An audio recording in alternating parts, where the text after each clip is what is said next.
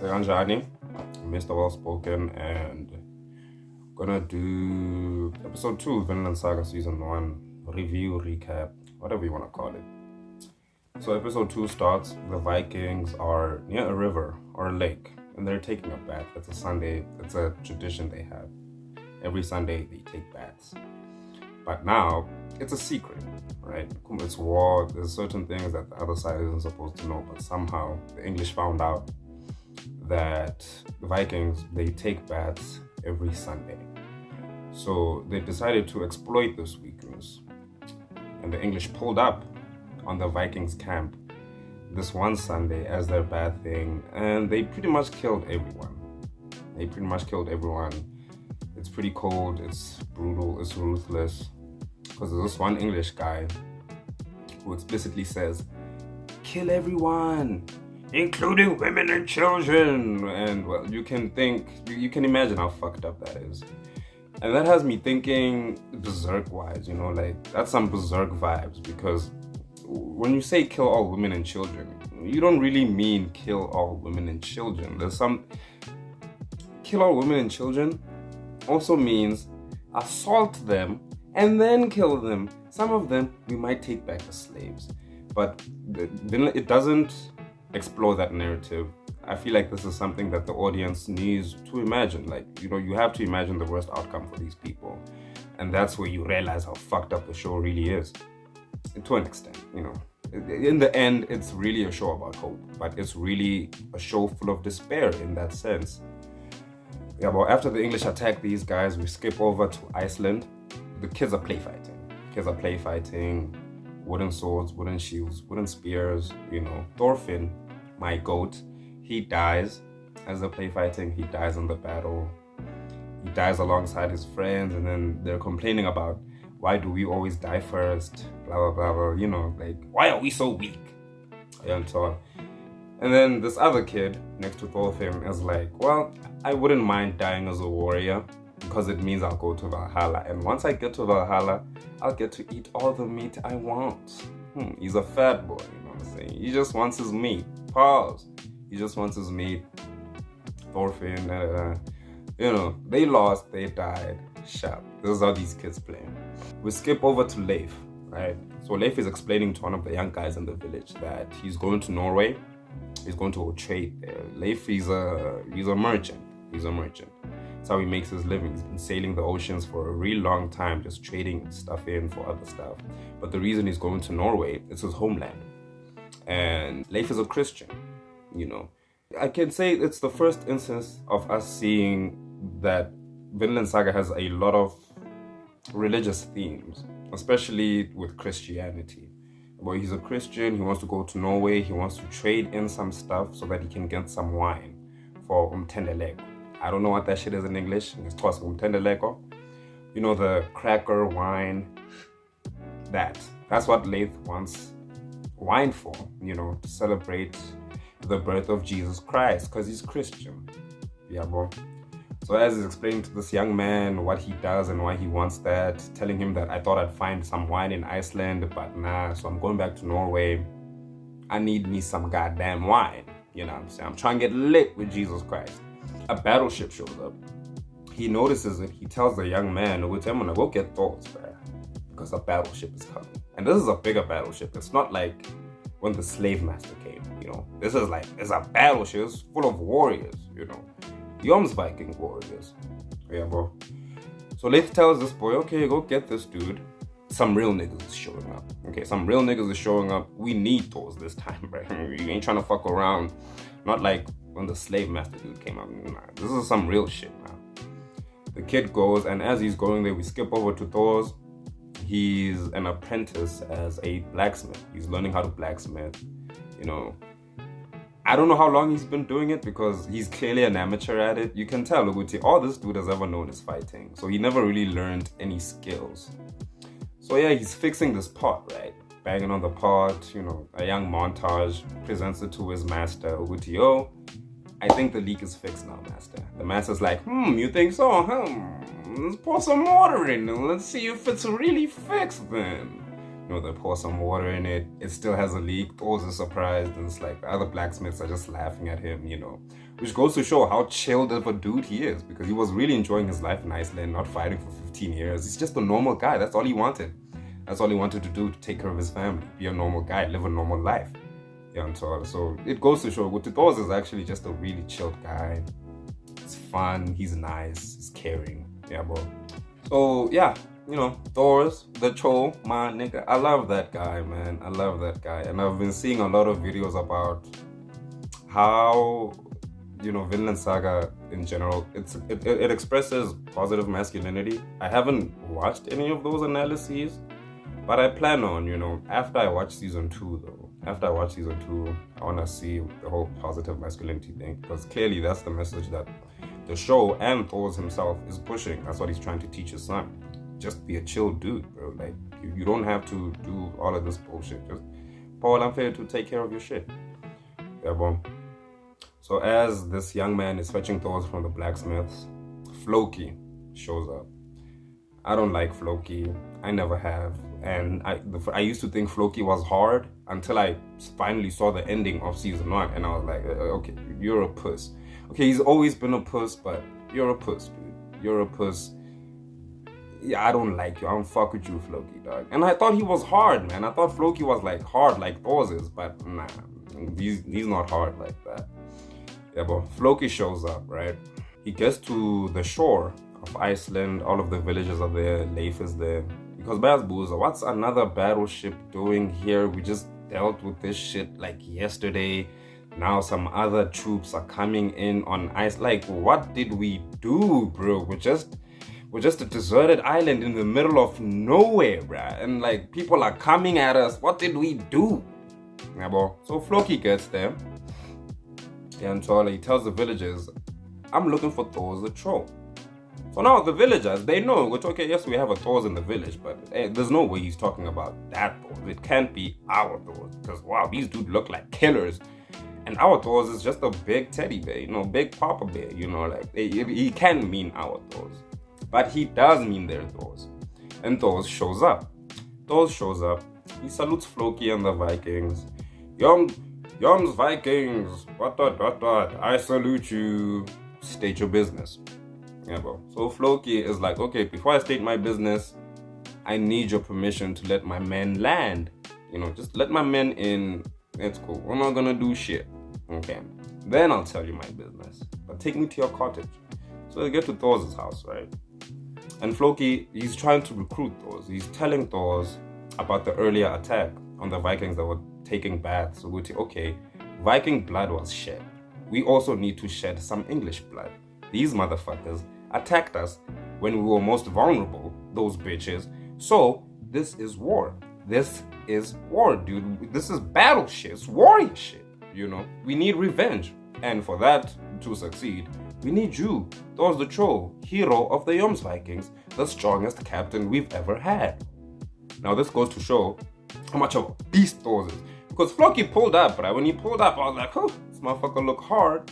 The rest of the soldiers, they look hard as fuck too.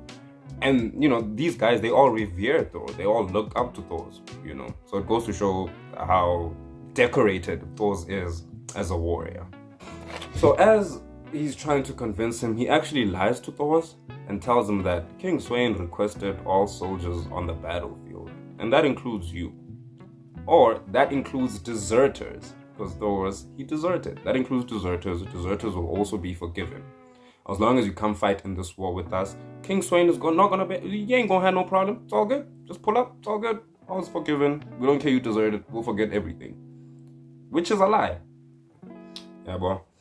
So Thor is contemplating. He's like, nah, I don't really feel like it. I ain't trying to fight, bro. I don't fight no more. Actually, dude. I'm good. I'm good just chilling in this village. Not doing much. Just taking care of my family, being a blacksmith, having fun with the villagers. I'm chill, bro. I'm chilled. Yeah, bro. And then Floki basically threatens my boy. He basically threatens this guy. Uguti, John, I'm fair to get. I hear you. But the problem is, if I go back to King Sweyn empty-handed, that's gonna fuck up my honor. I can't have my honor being fucked up. and you know what's gonna happen if you don't come back with me to the village. And then it shows a scene of the Jomsvikings that Floki came with. I want to say surveying the village. I don't want to say surveying, but they're scouting the village. They're walking around the village, giving orders. You go over there, you go over there. It's pretty clear what Floki's threat is. If Thor says no to going to war with them, Floki is just gonna tell his men, destroy it all, just burn it all down. Yeah, bro. And this is the threat that Floki gives to Thor. Like, if you don't pull up, dude, I don't want to do it, but I'm kind of gonna have to destroy the village, okay? And Thor is like, my guy, I really don't want to fight. Can't just pretend you didn't see me. I don't want to fight. I'm good. Yeah, well. And then Floki's calling my nigga soft, like, hey yo, you soft. I see 15 years in this village. You ain't Thor's the troll. You ain't the Thor's the troll that I used to know, bro. Like, and it's actually sad. You're in this village. All of the kids, they look happy, sheltered from the horrors of war, And this is where Thor picks up on, oh, okay, this dude is threatening me.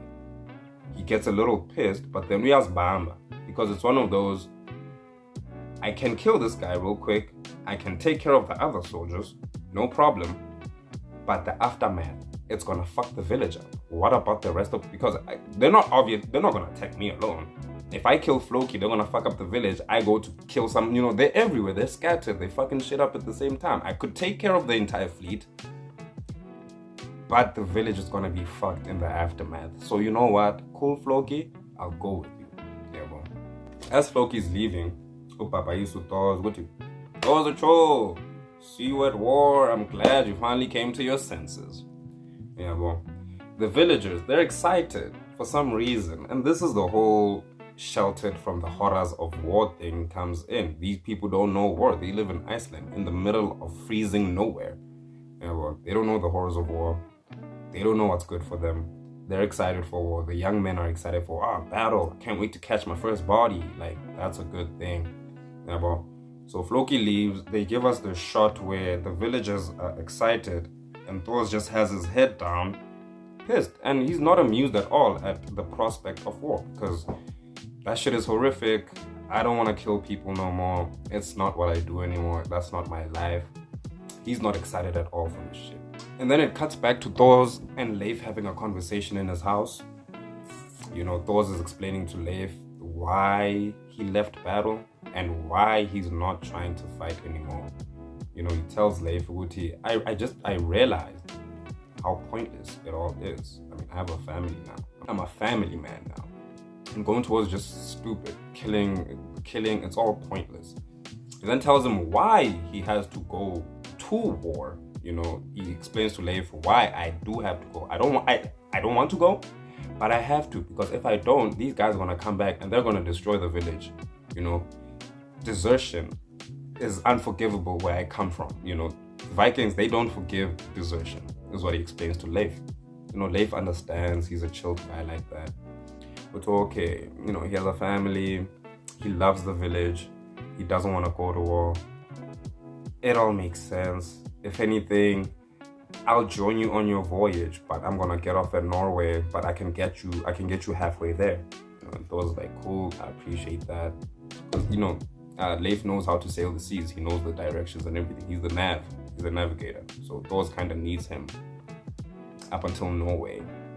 Yeah, well, he needs him to direct him, to take him there, makes sense. And then we cut to Thorfinn and the boys. They play fighting again. Thorfinn, he basically just found out his dad is the strongest warrior to ever live, basically. The strongest warrior there ever was. Thorfinn finds this out. He's playing a little too rough with these boys. Like, he's really rough. Like, there's this one kid, he broke this one kid's arm. Like, not cool, Thorfinn. Yeah, but, and this is the first example of Thorfinn being a crash out. I did say this before. Uguti Thorfinn is the biggest crash out I have ever seen in any form of media I have ever consumed. Thorfinn, crash out, and that is a prime example. Uguti, he's fighting too roughly with these kids. He's really hurting them. And I feel like he's trying to compensate for the fact that Thor is a warrior, or was the strongest warrior. Probably still is. I mean, he might be 40-something years old, but that man didn't lose a step. So yeah, he's trying to compensate for the fact that, okay, my father is one of the strongest warriors to ever live. Why do I keep dying in these play fights when my dad is such a badass? This shit doesn't make sense. I don't like these games. These games are stupid.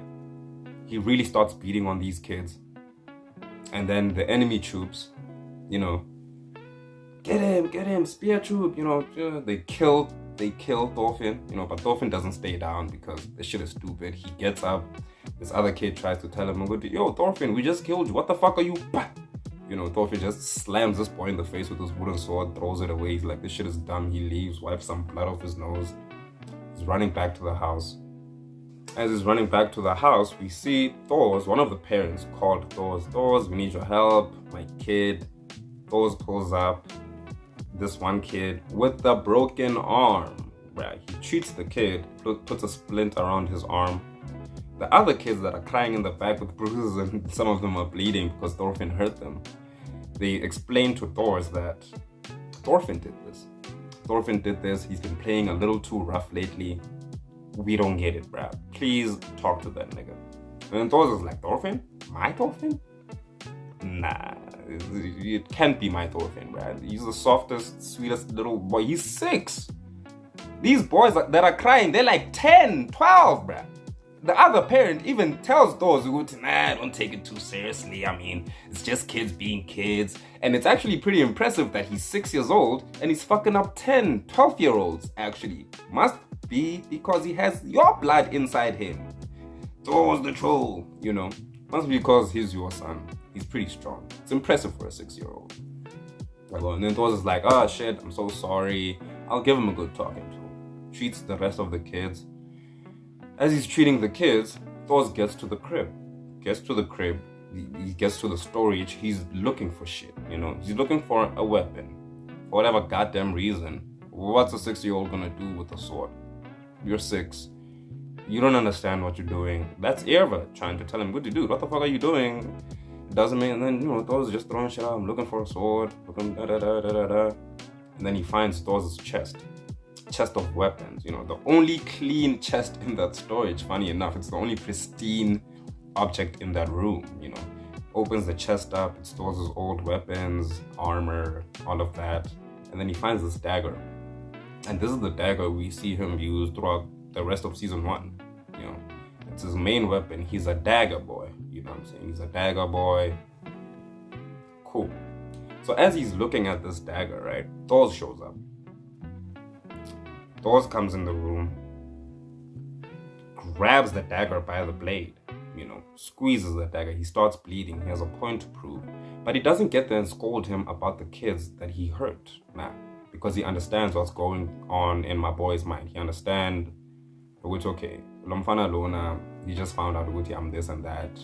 So he kind of has a point to prove. So he pulls up, doesn't scold him, asks him, what are you doing? Thorfinn responds, looking for a weapon. Thor is like, you understand that a weapon is a tool meant to kill people, right? And then Thorfinn is like, yeah, duh. Yeah, duh. And then Thor's okay, who are you gonna kill? And Thorfinn responds, my enemies. Thor, being the goat he is, who are they? Who are your enemies, my boy? Like, who are they? And Thorfinn is like, people like, I forgot his name, the slave master dude from episode 1, he names him. People like him, like bad people. And Thor tells him, go to my boy, you ain't got no enemies. You don't have enemies, fam. You don't have enemies. You don't have to fight. No one has enemies. No one has enemies. No one deserves to get hurt. And this is where I realized, because I realized on the second watch, this is why I realized, okay, the whole season 2 thing I've been seeing for the past 5 years, because season 2 came out in 2023, so for the past 3 years. For the past 3 years, the whole, I have no enemies. Okay, this is where it starts. Okay. That's actually kind of cool. Yeah, but the whole foreshadowing. But you have no enemies, da da da da da. No one deserves to get hurt. And then Thorfinn is like, nah, Dad, I think you're wrong. Some people do deserve to be killed. Some people are genuinely evil, blah, blah, blah, 6-year-old nonsense. Because he doesn't understand. He doesn't know what Thor knows. He just knows what's in his face. He just knows what's in his face. He doesn't really care. He doesn't want to think about it deeply because he's never experienced the war. So he runs off, all players to good. Dad will never understand why no, dude, he knows exactly what you're doing. This is the reason he didn't scold you about what you did and instead decided to confront you about what you're thinking. What's in your head. He decided to confront you about what's in your head because he understands what you're thinking. He understands what you're trying to do because he's been there. He's been that guy. Yeah, bro. So after Thorfinn runs off, Thor meets up with Leif. They start talking. Leif offers to go with Thor, which, okay, cool, I know your reason for going, so I'll accompany you. I'll be your navigator because you don't know the oceans like I do. I've been doing this shit all my life, boy. You don't know shit about the seas. You need me. You fucking need me, Thors. So yeah, they doing that. They talking about, and Thor's like, away, Leif, my boy, Danke, I kinda need you. Sizovaya sonke on the day. We're all gonna sail out together. Cool. Then we skip over to Floki talking to Askeladd. Get introduced to Askeladd and his boys, the scum of Vinland Saga. There's more scum, but they're the scummiest, the pirates, they true scum. Meet Askeladd, and here's the thing about Askeladd, right? I don't like him. I don't like Askeladd, not one bit. But I can't deny the fact that that man is full of charisma. He's full of charisma. He's funny. He's cool. He's cool. That's the thing. He's a cool villain. But I don't like him. Yeah, I'm sorry. We skip to Floki meeting Askeladd. And, well, it's pretty obvious that some shady shit is about to happen here. So the other funny thing is, these guys captured a monk. I don't know where they captured him from. They don't explain that. But they have this monk. He's chilling by a target. By a target, not a bullseye, but not a bullseye per se, but it is a wooden stump that's a target for axe throwing. So this guy is standing there, one of Askeladd's boys is flipping around an axe and tells this monk, okay, monk, now you better not move, because if you do, I'm gonna kill you, and throws the axe, It's pretty fucked up what these guys are doing. And they're literally only doing that because they don't like Christians. There's no other reason. They just hate Christians, which is really funny to me, bruh. Like, it's in a sense, it's also realistic, especially for the times. Especially for that 10th century, bro.